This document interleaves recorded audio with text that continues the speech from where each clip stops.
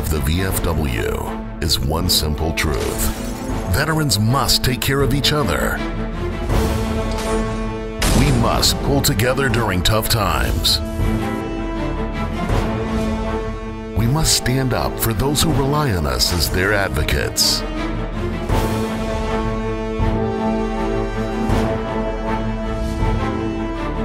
We must never give up.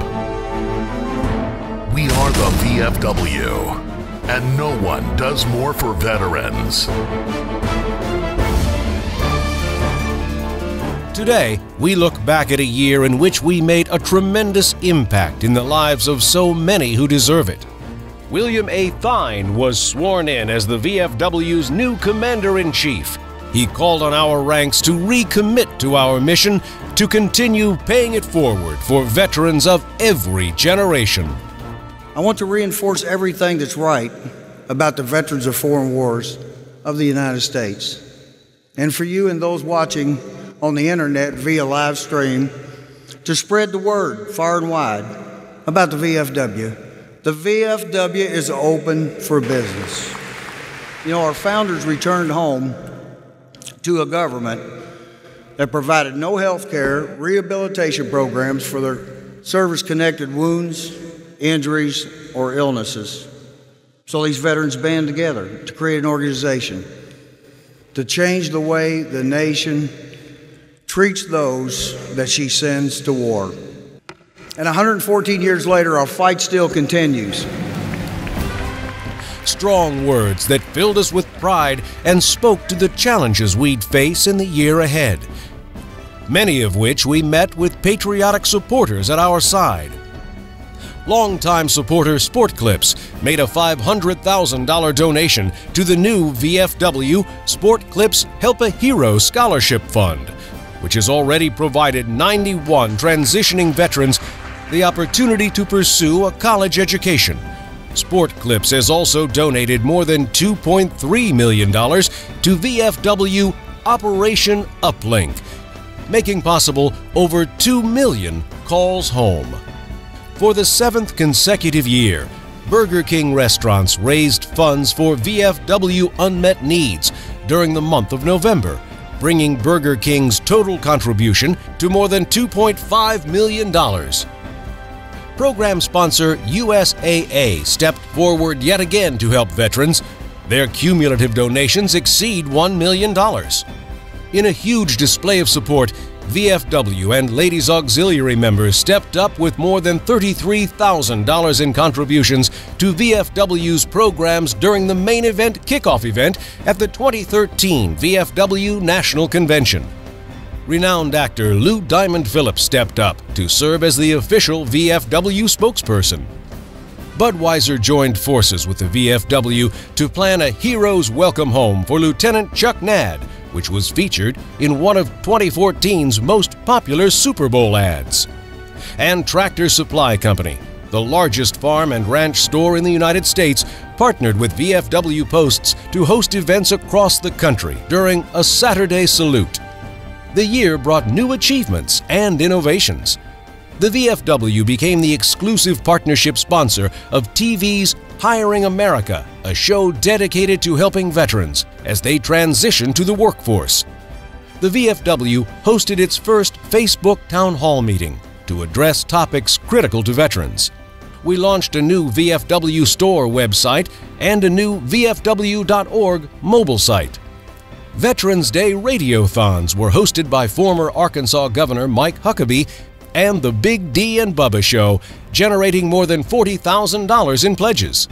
In the past year, we received a $100,000 Google Global Impact Award that allowed us to conduct a nationwide analysis of veterans' higher education and expand our One Student Veteran program, dedicated to helping student veterans access their VA educational benefits. Paid homage to the 70th anniversary of D-Day and the more than 9,000 Allied troops who were wounded or killed on that historic day.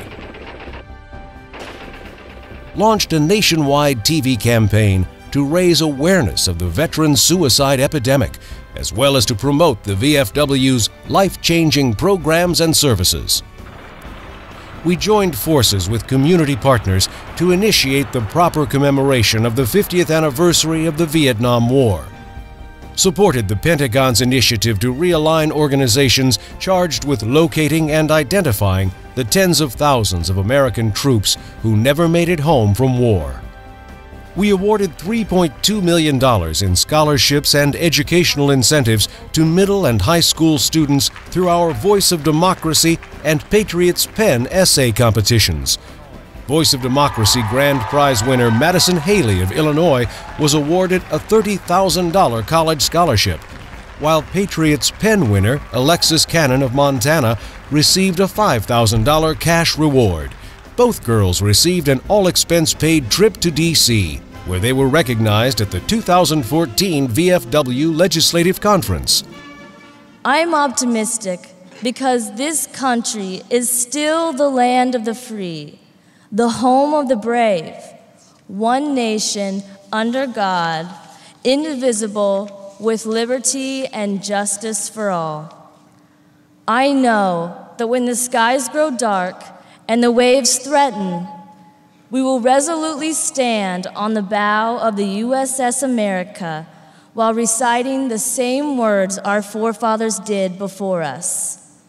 In God we trust. Yes, we are a great nation, and the VFW is working every day to make it stronger. This past year, we proudly contributed 48 million volunteer hours to local community service projects across America. Nationally, we pushed Congress to offer in-state tuition protection for student veterans up to 3 years after their service, and we prevailed. Combated sequestration, the devastating government shutdown and unprecedented budget cuts that threatened programs for service members, veterans, and their families, and could have jeopardized our military's ability to respond when and where needed. Urged the President to sign a bill that funded death benefits to families of fallen soldiers during the government shutdown. We rallied Congress for advanced VA funding to protect veterans and survivors from future budget battles. Advocated for and achieved a repeal of a 1% COLA penalty on working-age military. We pushed to expand caregiver benefits to properly recognize the sacrifices of severely disabled veterans of all generations and their families, not just post-9/11 veterans. And we joined with other veterans organizations to urge Congress and the administration to make a $72.9 billion investment in veterans' health care and benefits. And we demanded justice. Our nationwide network of service officers helped 84,000 veterans receive more than $2.2 billion in earned compensation and pension from the VA. Yes, much was accomplished in the last year, but our work is far from done. Reports of veterans dying as they awaited care at VA facilities ignited a firestorm of controversy. As reports of neglect, misdiagnosis, and inadequate care began to surface on a large scale, the VFW took immediate action, vowing to be a part of the fix for a broken system.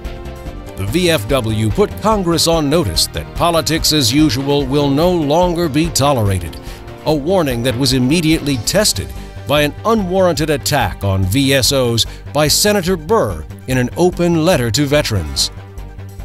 The VFW fired back at Burr, calling his attack absolutely disgusting, dishonorable, and one of the most inappropriate acts witnessed in more than 40 years of involvement with the veteran community. And we made it clear that we will not stand by and be distracted by rhetoric or finger-pointing. And we certainly won't abide our veterans being used as political footballs. We demanded immediate and decisive action toward VA improvements during testimony before the Senate Veterans Affairs Committee, citing that the VA system is too important to fail. The VFW launched a nationwide effort to gather feedback directly from VA-enrolled veterans on their experiences. We began hosting town hall meetings, enacted the VA feedback line at 1-800-VFW-1899, and deployed our network of service officers to visit with veterans in VA waiting rooms across the country, all in an effort to deliver the voices of America's veterans directly to Congress and the President. As long as there's a veteran in need, benefits threatened, or promises unkept, we will lead the charge for our veterans, our service members, and our families. Because veterans, we take care of each other. We are the veterans of foreign wars, and no one does more for veterans.